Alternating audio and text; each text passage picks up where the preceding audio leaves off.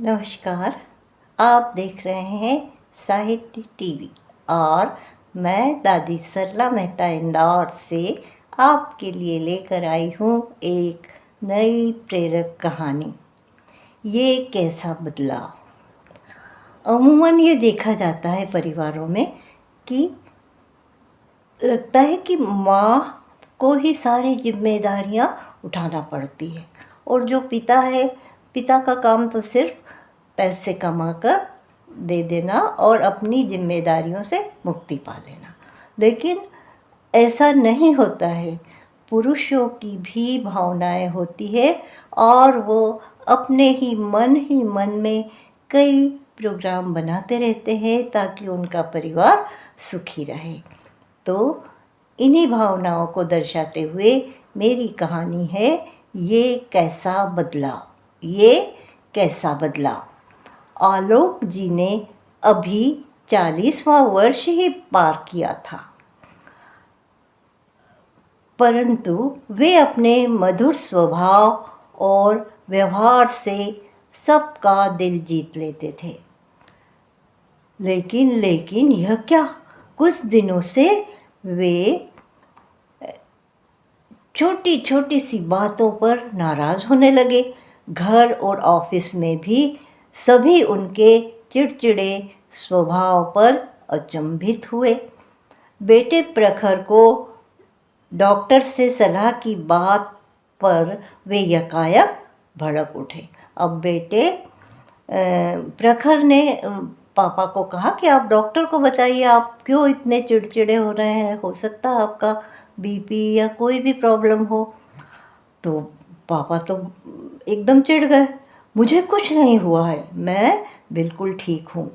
हाँ, रात को भी 4 घंटे की नौकरी करने लगे और साथ में एक और एक्स्ट्रा जॉब भी करने लगे। अपने सारे खर्चों पर भी उन्होंने पाबंदियाँ लगा दी कि कहीं दोस्तों के साथ पार्टी वार्टी करना और कहीं भी जाना आना, मतलब कैसे भी करके वो पैसे बचाने लगे। बस एक ही रट लगाए रखते, बेटी प्रथा अब 17 की हो रही है तो क्या हुआ, ब्याह जल्दी ही कर देना चाहिए। 17 की तो हो ही गई तो ब्याह भी कर देना चाहिए। बड़ी उम्र होने पर कई बार अच्छे वर नहीं मिलते और वे बेटी की शादी के लिए रिश्ते खंगालने लगे। बेटे का कैरियर बनाने की भी चिंता से वे सदा परेशान रहने लगे कि जैसे तैसे जल्दी से अपनी सारी जिम्मेदारियां पूरी करूं। अब पत्नी बेचारी समझ नहीं पाती कि ऐसा आखिर क्या हुआ है इनके साथ।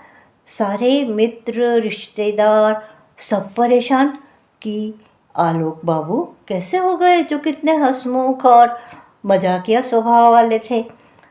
सारे मित्र रिश्तेदार सभी आकर हालचाल पूछने लगे। एक दिन आलोक की अनुपस्थिति में एक डॉक्टर का फ़ोन आता है। पत्नी पूछ बैठती है, क्या बात है। कुछ नानुकुर के पश्चात डॉक्टर बताते हैं कि आपके पति का कैंसर अभी दूसरे स्टेज पर है, ऑपरेशन सफल हो सकता है। पत्नी हैरान किंतु संतुलित हो पति से बात करती है।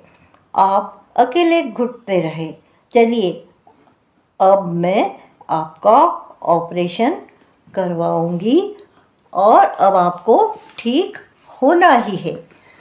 अब पत्नी समझ जाती है कि क्यों वो इतनी सारी जिल्लतें अपने कंधों पर लेकर जी रहे हैं और हमको बताया भी नहीं कि इनको कैंसर है और कैंसर का जब इलाज हो सकता है तो क्यों नहीं करवा। तो दोस्तों, पति में आया ये बदलाव पत्नी के लिए एक बोझ सा बन जाता है। तो ये कैसा बदलाव, ये कहानी आपको कैसी लगी सुनिएगा अवश्य एक बार, और अच्छी लगे तो ज़रूर इसको लाइक करिए, कमेंट करिए और शेयर भी करिए और हमारे साहित्य टीवी चैनल को सब्सक्राइब भी कर दीजिए। धन्यवाद।